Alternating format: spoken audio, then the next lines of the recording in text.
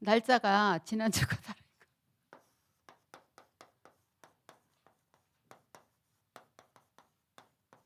했습니까? 지난주에? 그쵸? 한 거 같더라니까. 그렇다고 안 물러납니다. 제 제정신이 아니에요. 아니 보통 때는 뭐 하라 그러면 가슴이 두근두근하고 가슴이 떨리는데 새벽 예배 쓰라고 어제 저녁에 이재 장로님이 연락을 했는데 아니 다리가 떨리는 건 저도 처음 봤어요. 울리불리 추는 것도 아니고 다리가 양쪽 다리가 떨리더라고요.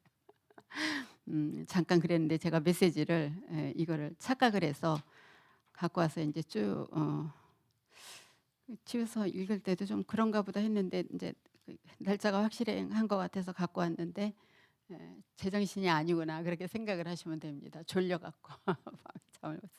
아침에 새벽 예배 끝나자마자 삼성의료원에 가서 피 검사하고 다녀와서 밥 먹고 그리고 이제 딱 여기 왔고 끝나고 나면 또 지교에 가고 일정이 이렇게 딱 짜여져 있다 보니까 뭐가 뭔지 모르겠는데 그래도 복음이니까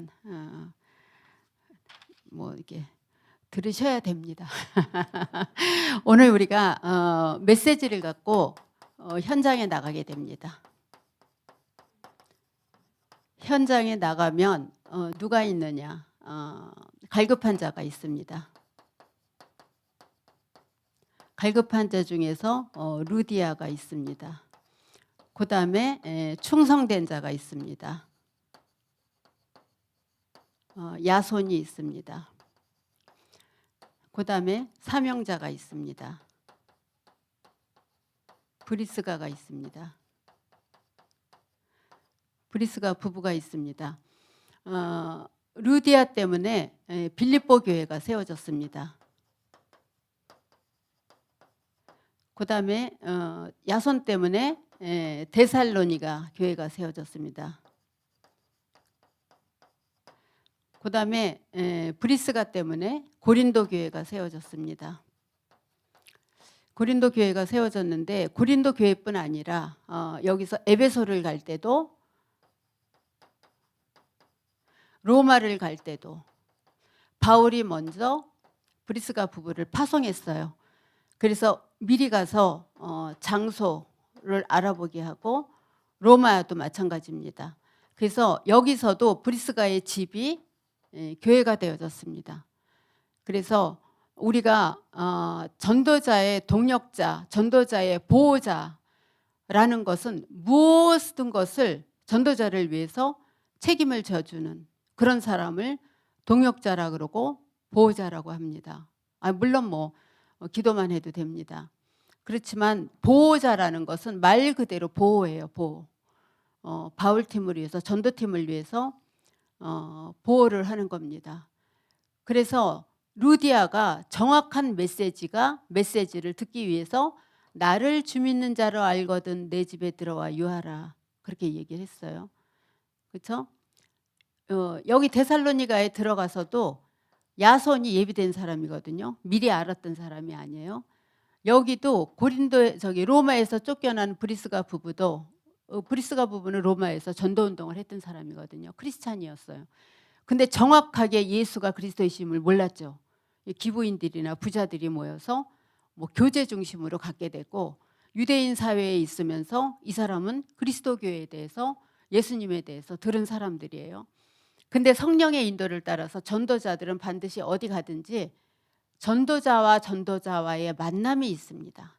그래서 정확하게 팀 사역을 받은 사람은 여기서 브리스가 부부라고 할 수가 있겠죠. 어렴풋이 알았던 예수 그리스도를 여기서 이제 고린도에서 알게 되고 루디아는 완전히 불신자 상태에서 그냥 유대 교인이었는데 모여서 자기네들 예배드리다가 바울의 메시지를 듣게 되고 야손도 마찬가지였습니다. 그래서 이 사람들 다 2차 전도 여행 때 만난 사람들이거든요. 그래서 무엇이든지 교회에 안수를 정식으로 받고 떠난 바울과 바나바를 통해서 그럼 바울은 어땠냐? 바울도 철저하게 복음에 대한 훈련을 받은 사람이에요. 그래서 하나님 만나서 막바로 복음을 전하다가 많은 유대인들에게도 이렇게 미움을 받고 네가 왜 그러고 다니느냐 하고서 막 죽임을 당하려고 했고 그리스도교에서도 받아들이지를 못한 거예요. 너무 많이 괴롭혔으니까.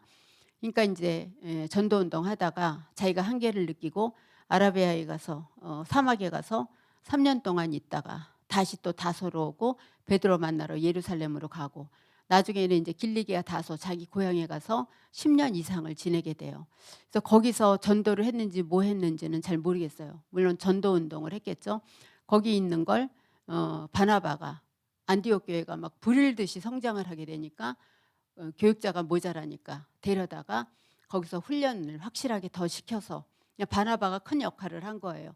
팀 사역을 확실하게 해갖고 정확하게 전달할 수 있도록 훈련을 받아서 거기서 하나님의 성령으로 말미암아 따로 세우라는 명령을 받고 1차, 2차, 3차 전도여행을 하게 되는데 가는 곳마다 현지에서 만난 제자들이거든요. 그래서 우리가 그 날씨가 추우면은 사람들도 더 강팍해져요. 아까 우리 권사님 말씀하셨듯이 날씨가 추우면 만나기도 싫어하고 더 강팍해지고 그러긴 해요. 근데 오늘은 너무 전도하기 좋은 날이에요. 과천 지역에는 막 강팍하지. 그래도 강팍한 가운데서도 싹은 납니다. 싹슨 하니까 그러는데 그래도 들어간 생명은 씨앗이 생명이 있으면은 반드시 나게 돼 있습니다. 지교의 메시지를 보는데도 거꾸로 보라 그러거든요. 유 목사님 말씀대로 거꾸로 하면 됩니다. 길가에다가 씨 뿌릴 거 없고 가시밭에다가 씨 뿌릴 거 없고 어디다 뿌리면 돼요? 부어밭을 고르시기 바랍니다. 기도하시면서 그래서 정확하게 우리가 만나는 사람을 팀 사역을 해줄 수 있도록 그렇게 성령의 인도를 받다 보면은 하나님이 많은 제자를 붙이십니다. 빌립보 지방에 들어가기 전에 안 풀려요. 바울이. 그래갖고 기도를 하거든요. 그래서 드로아에서 배를 타고 이제 유럽 지방으로 가게 돼요. 드로아에서 만난 사람이 의사 누가예요. 여기서 누가를 만나게 되거든요. 여기 떠날 때는 신라하고 같이 떠나요. 신라는 누구예요? 처음부터 바울의 팀이 아니라 예루살렘 교회에서 정식으로 이방인들은 할례를 안 받아도 된다라는 그거를 서명을 야고보 당회장으로부터 받고 거기 일꾼들로부터 받아서 바울과 같이 전도했던 그 지역으로 갈라디아 지방으로 보냄을 받게 돼요. 그러니까 예루살렘 교회의 증인으로 바울을 따라간 거예요. 그러니까 바울이 마음대로 이걸 증서를 갖고 온 게 아니라 너희들이 할례를 받지 않고 율법을 다 지키지 않아도 되도록 나는 예루살렘 교회의 그 증인이다. 목사고. 그거를 증거하기 위해서 따라온 사람이 신라인데 얼떨결에 바울과 같이 2차 전도 여행을 떠나게 됩니다. 그래서 바울과 신라 같이 가게 되지만 의사 누가는 드로아라는 지방에서 만나게 된대요. 그때부터 끝까지 3차 전도 여행까지 따라붙고 또 자기 사역도 하고 그런 일꾼이 여기 있어요. 그래서 여기서 1차 전도 여행 때 뭐 디모데 같은 일꾼을 찾아서 2차 전도 여행 때 바울이 세계 전도 여행을 하는데 혼자는 할 수가 없거든요. 함께 해야 되거든요. 그런 제자들이 반드시 우리가 가는 지역마다 숨겨놓고 계십니다. 하나님은. 그래서 우리는 누구든지 누가 제자인지 모르기 때문에 우리들은 건드려 봐야 됩니다. 그래서 내가 여기 들어가서 반드시 제자 하나 찾고 떠나야지라는 생각을 가지고 정말 캠프에 집중하고 올인하다 보면은 하나님이 내 마음의 생각을 아십니다. 그래서 우리가 말도 함부로 하지 말자라는 것이 뭐냐면 말도 씨가 되거든요. 그래서 가천은 이제 교회에서 멀지도 않고 뭐 딴 데도 멀지는 않지만 멀지도 않고 이렇게 아파트 중심으로 돼 있지만 상가가 굉장히 많습니다. 다니시다 보면은. 그래서 오늘 편안하게 이렇게 다니셨으면 좋겠습니다. 그래서 제가 아까 기도하면서 집에서 제가 고구마를 5개를 쪘어요. 너무 반 고구마라 물에다 푹푹 삶았는데도 그래도 밤이에요. 그래서 나오면서 송사모님이 같이 가자고 그래갖고 제가 2개를 싸왔어요. 누구든지 사모님하고 한 팀이 되는 사람하고 2분이 드시라고 여쭤봤어요. 그랬더니 전장로님이라고 얘기를 하더라고요. 전장로님 복 있다. 제가 그러고 이제 드리고 왔는데 기분 좋게 현장 갈 때 기분 좋게 문제가 갖고 있어도 그냥 그 문제 갖고 가면 돼요. 제가 이제 새벽 기념회 때 얘기를 안 했는데 사실은 한 2주 전에 저희 아들이 뇌경색으로 쓰러졌어요. 걔가 뭐 42살이라 그러는데 우리 나이로는 44살인데 얼마나 식겁을 했겠어요. 뭐 응급실 가니까 뭐 주렁주렁 달고 그러더라고요. 하나님께 정말 기도를 한 거예요. 나 아플 거는 이유가 아닌 거예요. 이유가 아니고 하나님이 이렇게 질병을 그랬는데 이제 그때 내 은혜가 네게 족하다라는 말씀을 강단을 통해서 주시는 거예요. 그래서 우리가 행복해서 응답을 가지고 나가는 것이 아니라 문제와 사건을 가진 그대로 우리가 성령의 인도를 받고 오늘에 충실하면 되는 거예요. 그래서 오늘이라는 현장이 의식주를 위한 현장이 아니고, 그렇죠? 그의 나라와 그의 의를 위해서 하는 현장이기 때문에 분명히 하나님의 계획이 있다고 생각합니다. 그래서 갈급한 자가 있다 없다 상관없이 내가 루디아면 되고 내가 야손이면 되고 내가 브리스가가 되면은 브리스가를 만나고 내가 야손이면 야손을 만나고 내가 루디아라면은 분명히 루디아를 만나고, 그렇죠? 이분들이 당장 눈에 띄지 않더라도 이 생명이, 이 보화가 어디 있는가를 찾는 것이 우리들의 오늘의 사명에 대한 미션이 아닌가라는 생각이 듭니다. 메시지를 갖고 나가는데 사람들은 어떻게 살아가고 있어요? 원래 인간은 하나님과 함께하는 존재예요. 원래 인간은 하나님과 함께하는 원리를 깨트리면 절대로 살 수가 없어요. 왜냐하면 하나님이 조건을 주셨거든요. 어때요? 새는요 공중에서 살아야지 행복하잖아요. 그래서 공중에서 살도록 날개를 줬어요. 나무는요 무작정 흙에다가 박은 것이 아니라 나무는 양분을 빨아들이도록 이렇게 뿌리를 줬어요. 자, 물고기는요 마음껏 물속에서 헤엄치도록 지느러미를 줬잖아요. 지느러미 없는 물고기는 죽은 물고기죠. 떠다닐 수가 없으니까. 뿌리 없는 나무는 그냥 그대로 말라 죽게 돼요.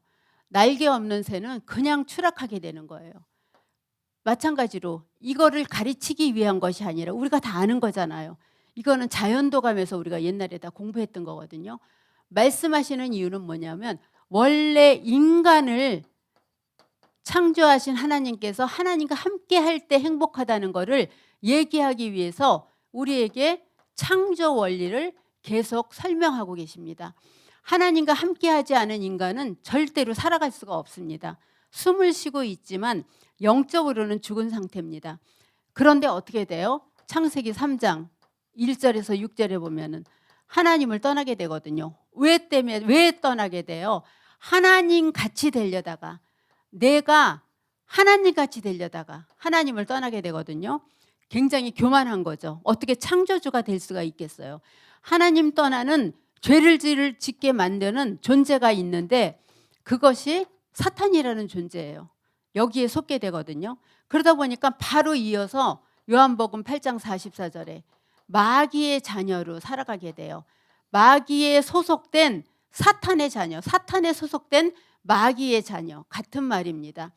마귀의 자녀가 되니까 우리 아버지는 누가 돼요? 우리 아버지는 그야말로 사탄 마귀가 되어지는 거예요. 사탄 마귀가. 자, 그러다 보니까요 어떤 문제가 와요? 출애굽기 20장 4절에서 5절에 우상을 만들어 섬겨요. 내가 만들어 섬겨요. 그렇죠? 나무는 땔감을 하라고 있는 건데 나무로 반은 잘라서 밥을 해 먹고 반은 잘라서 구들장에다 놓고 반은 잘라서 너희가 형상을 만들어서 그것들에게 절하냐? 그렇게 이사야서에 보면 나와 있습니다. 하나님도 비꼬듯이 말씀을 하셔요. 그렇죠? 자, 이렇게 되니까 이때부터 여러 가지 문제가 오는데, 자, 그 정신 문제 했잖아요. 저랑 간에 생각이 안 나. 예? 맞아, 마태복음 11장 28절에 정신 문제가 오게 돼 있어요. 정신 문제가 오게 되는데 이거를 이유를 모르고 살아가게 되는 거예요. 한계가 있거든요. 병명도 안 나와요. 뭐 불치병으로 나오고 난치병으로 나오는데 난치병, 불치병으로 나오는 건 뭐예요? 다 사탄이 가져다 주는 병이에요. 우리 눈에는 그게 보여지잖아요. 그래서 이번 주 강단에서도 그렇게 말씀을 하셨잖아요.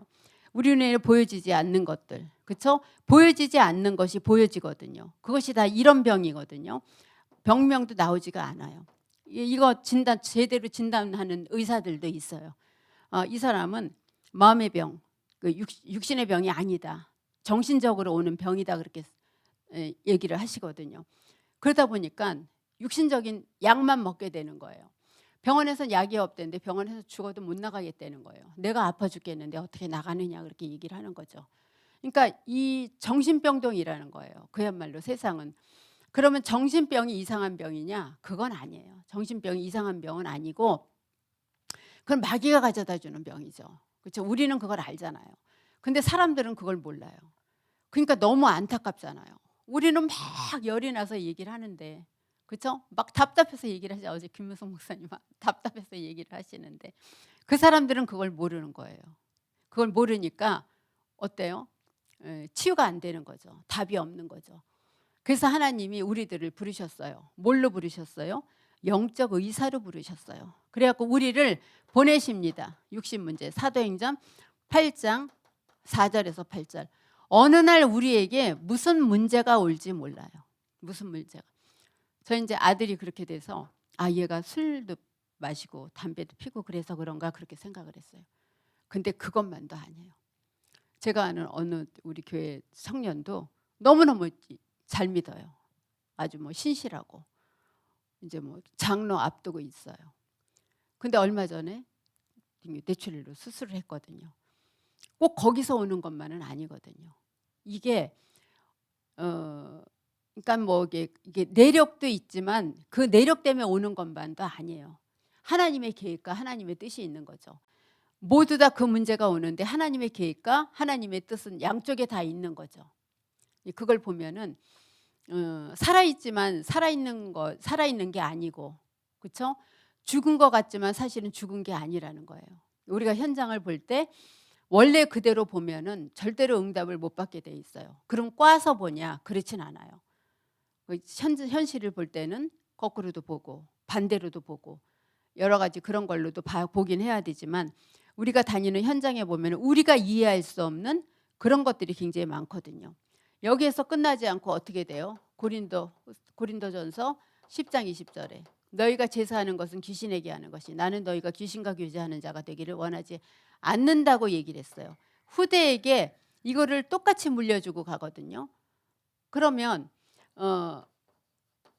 어떤 무속인이 자기네 집을 찾는데 주인한테 얘기하면 다 빠꾸를 당한대요. 이사 오지 말라고요. 근데 제가 생각해도 그래요. 이 집을 누가 주겠어요? 저 귀신이 드글드글한 집이거든요. 가면은 여러 귀신을 섬겨요. 뭐 동자도 있고 할머니 할아버지도 있는데 그거를 사람들은 좋다고 가는데 그 귀신집에 귀신 소굴에 들어가는 거거든요. 눈에 보이지 않는 귀신 소굴에 들어가는 건데 그 사람이 그걸 몰라요. 근데 귀신은 무섭다 그래요. 근데 무서운 집에 왜 들어가냐고 제가 여쭤봤거든요. 입구에서요. 근데 거기까지는 생각을 못 했다는 거예요. 가르쳐 준 데니까 들어가는 거지. 그러니까 내가 주인이라도 이 집은 안 주지. 왜냐하면 내 건물에 귀신 몰고 다니는 사람이 있는데 이걸 주겠냐고요. 그렇죠? 이런 며느리들 보겠어요? 며느리들 젊고 예쁜 그 사람이 이 신내림을 받았는데 근데 받지 않으면 엄마가 죽는데요. 동생이 죽는데요. 그래서 대표적으로 자기가 희생했다고 얘기를 하더라고요. 근데 그걸 희생으로 얘기를 안 하고 굉장히 그거를 동생과 엄마가 행복하면 된다. 그리고 이제 그거를 받았는데 너무너무 이뻐요. 이 사람이 이제 그 프로에 나왔는데 뭐 신랑 신부 이렇게 찾는 프로에 나왔는데 근데 최종적으로 당첨이 됐어요. 남자가 좋다고 그랬어요. 이쁘니까. 그건 지난번에도 말씀드렸잖아요. 근데 지금도 만나고 있냐고 인터뷰가 나왔는데 그냥 친구로만 지내고 있다고 얘기를 하더라고요. 왜냐하면 같이 밥을 먹거나 차를 마셔도 벼랑간에 이 여자가 바뀌는 거예요. 아기로 바뀌고 할아버지 할머니로 바뀌고 할머니 목소리가 똑같이 나네. 근데 이 여자가 하는 말이 더 웃겨요. 뭐라 그러냐면 전 같이 놀아주면 어떠니? 동자가 오면 같이 아기 흉내내고 놀아주고 할머니 할아버지가 오면 같이 할머니 할아버지 흉내내주면 어떠니? 그게 뭐가 문제가 되냐 이거지. 문제가 되죠. 벼랑간에 이쁜 아가씨하고 얘기하는데 할머니 소리하고 그러면 되겠냐고요. 그거를요 공영방송에서 그거를 틀어주는 거예요. 그래갖고 이제 뭐 이렇게 만나다가 이 남자가 무섭다고 헤어지자고 그래갖고 그 남자에 대해서 아니 뭐 그 무섭다고 헤어질 건 뭐 있냐, 뭐 놀아주면 되지. 그런데 그 놀아준 게 그게 말이 안 되잖아요. 지금 세상이 이런 세상이에요. 그러면은 그렇게 선택하는 사람들의 기준이 뭐예요? 맞벌이라는 거예요. 무속인도 맞벌이다, 그렇게 얘기를 해요. 근데 저는 무속인 해갖고 돈 버는 사람 못 봤거든요. 여기서 이게 순서는 바뀌었지만 결국에는 내세가 있단 말이에요. 어디든지 가게 되거든요. 그 후에는 심판이 있으리니 그랬거든요. 그럼 그 후가 있다는 거거든요. 근데 이거를 모르는 거죠. 그렇죠? 그러면서 예수만 그리스도라, 그러니까 배타성이 강하다고. 기독교인들은 배타성이 강해야 돼요. 왜냐하면 예수님만 나의 주님이라는 배타성은 반드시 있어야 돼요. 배타성은 좋은 거예요. 배타주의가 안 좋은 거죠. 이기성은 있어야 돼요. 하나님의 아들 그리스도만 나의 그리스도라는 이기성이 있어야 돼요. 이기성이 안 좋은 게 아니에요. 이기주의가 안 좋은 거죠. 그렇죠? 그래서 그런 부분을 우리가 좀 이렇게 잘 분별을 해서 얘기를 해줘야 되겠죠. 그런 사람들을 만났을 때. 그래서 하나님께서 가진 문제를 갖고 살아가는 인간에게 하나님이 주신 것이 뭐예요? 최고의 선물입니다. 그래서 우리가 어제 가지고 나간 메시지, 또 지난주에 가지고 나간 메시지라도 만나는 사람에게 따라서 다른 거예요. 우리가 그들에게 해줄 수 있는 것은 오직 예수가 그리스도이심만을 정하는 거거든요. 자, 복음은 뭐예요? 복된 소식이에요. 자, 복음이 예수 그리스도는 아니에요. 자, 복음은 뭐예요? 복된 소식이에요. 그럼 복된 소식은 뭐예요? 예수 그리스도예요. 그래서 그거를 분명하게 구분을 해야 돼요. 예수 그리스도라는 말씀만이 복된 소식이다. 순서가 바뀌면 안 되어지거든요. 그래서 어떤 걸 보더라도 저 안에 그리스도가 선포되어지는지 그게 확인되면 됩니다. 그렇죠? 복된 소식은 좋은 말도 복된 소식이 될 수 있거든요. 그래서 나가서 현장 보면은 제가 아침에도 말씀드렸지만 신학한 사람들이 너무 많아요. 신학해서 놀고 있는 사람들이 너무 많아요. 직업 갖고 있어요. 근데 안 돼요. 근데 신학하신 분들의 공통점이 있어요. 뭐냐면 숨기질 않아요. 왜냐하면 나도 했다 이거예요. 자기를 드러내고 싶어 하거든요. 근데 제가 목사면은 저는 제가 목사 안수 땄다는 소리 못할 것 같아요. 쪽팔리고 창피해서. 그거 가지고 어떻게 목사님이 공장에서 일을 하시냐고요. 저는 숨길 것 같은데 이분들은 안 숨겨요. 그러니까 사역하기가 굉장히 존중은 해드려야 되는데 그리스도는 모르시거든요. 그러니까 거기에는 그래도 받으셨으니까 주의 종이니까 맞습니다, 옳습니다 하면서 그래도 예수만이 그리스도라는 것은 우리가 선포를 하고 와야 되겠죠. 에베소서 2장 6절에 보면은 그리스도와 함께 하늘에 앉히셨으니 그랬습니다. 에베소서 2장 6절에 보면은 우리는 그리스도와 함께 하늘에 앉힌 존재예요. 원래는요 죄의 종되었고 지옥에 갈 수밖에 없는 존재였거든요. 그래서 너희는 그 은혜를 인하여 믿음으로 말미암아 구원을 받았나니 이것이 너희에게서 난 것이 아니요 하나님의 선물이다, 그렇게 말씀을 하셨어요. 그죠? 하나님의 선물은 그냥 받으면 돼요. 선물을 줄 때 싫다 그러세요? 저는 선물 주면 잘 받아요. 얼마 전에 어떤 분이 이거 주셨어요. 이거. 저는 이게 뭔지도 몰라요. 근데 어느 분이 이렇게 벨트를 했는데 이거하고 똑같아요. 저는 가치를 몰라요. 가치를 보니까 나도 저거 있는데 그랬거든요. 그랬더니 이분이 지고트예요. 그래서 지고트가 뭐예요? 그렇게 얘기를 했는데 그냥 뭐 그 저기 이런 뭐 액세서리 뭐 그 이런 나오는 거 뭐 여러 가지 그런 이름이라고 얘기를 해요. 뭐 막 비싸고 막 그런 건 아니에요. 이제 뭐 근데 주문 받으면 돼요. 감사합니다 그러면 되죠. 됐어요 안 받을래요. 뭐 죽어도 안 받을 건 뭐가 있어요? 죽어도 안 받을 건 주시면 받으면 되지. 나는 죽어도 싫어요. 그럼 받아서 딴 사람 주면 되는 거죠. 그렇죠? 이것이 하나님의 선물이라 그러는데 하나님의 선물은 넙죽 받으면 돼요. 이것이 더군다나 구원이잖아요. 그죠? 하나님이 구원을 선물로 주시는 거고. 보세요. 많은 사람들이 있지만 다 현장 가지는 않거든요. 모든 사람들이. 가시는 분들은 정해져 있습니다. 그렇죠? 그래서 오늘도 집에서 들으시는 분들은 많습니다. 집에서 들으시고 현장 가시기 바랍니다. 현장 가셔서 말씀이 성취되는 것을 보셔야 됩니다. 우리가 메시지는 많이 알잖아요. 메시지 공부하려고 또 들을 필요는 없어요. 들고 나가서 하나님이 어떻게 하시는지 그 역사를 보는 것이 사실은 캠프입니다. 그래서 하든 안 하든 저 사람은 입만 열면은 캠프한다, 그런 게 있어야 됩니다. 목사님이 저한테 얘기했을 때 캠프 좋아하는 김 목사 그래요. 근데 저 전부 캠프 싫어하거든요. 이거 보시면 안 되는데. 캠프 좋으세요? 캠프는 부담입니다. 근데 거룩한 부담이래요. 그러니까 거룩한 부담이고 명령을 했으니까 나가는 거예요. 막 좋아서 신나서 캠프다 그러고 뛰어다니세요? 저 그런 적 한 번도 없어요. 캠프 좋아하는 김 목사 그러고 다 안 좋아하는데 전 지금도 그러거든요. 근데 나가야 되니까 나가는 거예요. 그래서 우리가 나이를 생각하면 그거 살겠어요. 그렇죠? 지금도 우리 지역 식구들은 저를 확인시켜줘요. 70 다 되셨어요. 70 다 되셨어요. 그 확인 안 시켜도 제가 아는데. 그러면 저는 그래요. 서 목사님은 저보다 2살 많고요. 안 목사는 저보다 1살 적고요. 권 목사님, 이수재 목사님은 저보다 2살 적고요. 저 그래요. 나만 먹은 게 아니다 이거야. 그렇게 하는데 대단하죠. 우리 목사님이 또 대단하고 할머니들 다 이렇게 일할 수 일이 일로 생각하면 안 되죠. 사역할 수 있도록 이렇게 하시니까 못해요 그래도 수면하거든요. 이게 수면은 그냥 줄줄줄 나오잖아요. 우리 뭐 20년 30년을 했는데 그렇죠. 감사하죠. 또 목사님 같으신 분을 또 만나서 또 목사님이 연세가 드셔서 더 좋아요. 왜냐하면 80에다가 69세는 아직 어린애거든요. 우리 목사님 맨날 어려갖고 맨날 그러니까 또 그 소리 한번 들으려고 또 너무 기분이 좋은 거예요.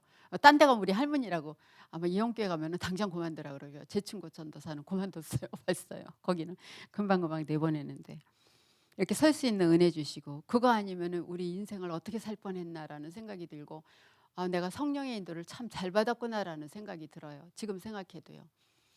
그래서 거룩한 부담이에요. 사실 아까도 말씀드렸지만 그렇죠? 좋아서 하는 것이 아니라 하나님의 미션이고 지상 명령인데요. 모든 민족에게 가라, 만민에게 가라, 어린 양에게 가라 그렇게 했는데 안 가겠습니까? 가는 거죠. 그렇죠? 가서 하나님이 하시는 그런 일들을 하면 됩니다. 하나님이 세상을 이처럼 사랑하사 누구를 보내셨어요? 독생자 예수 그리스도를 보내셨어요.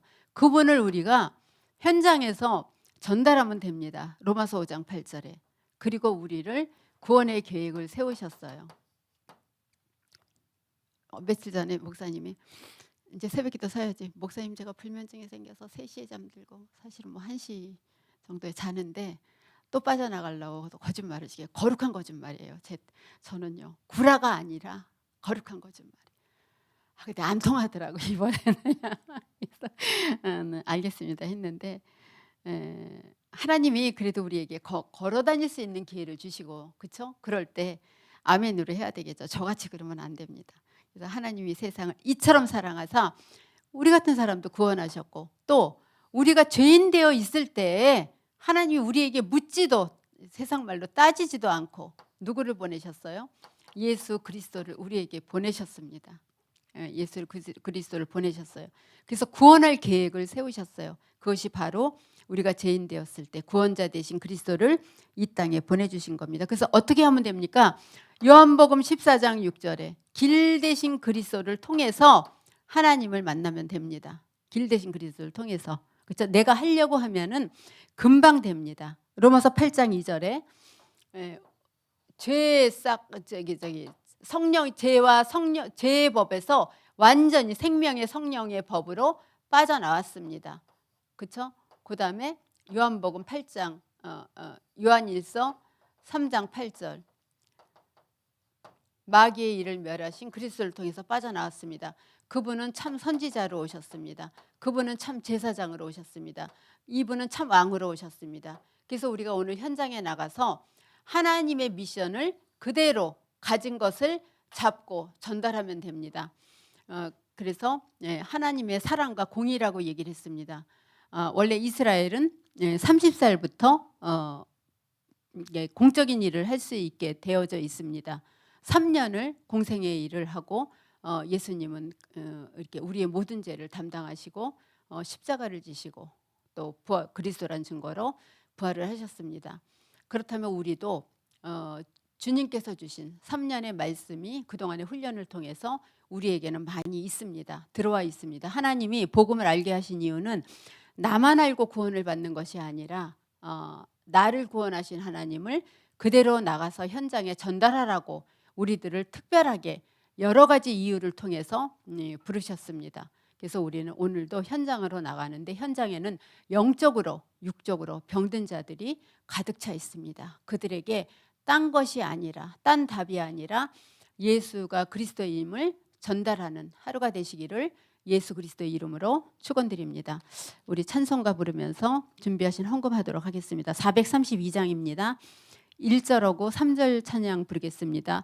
큰 물결이 설레는 어둠 바다 기생대의 불빛도 희미한데 이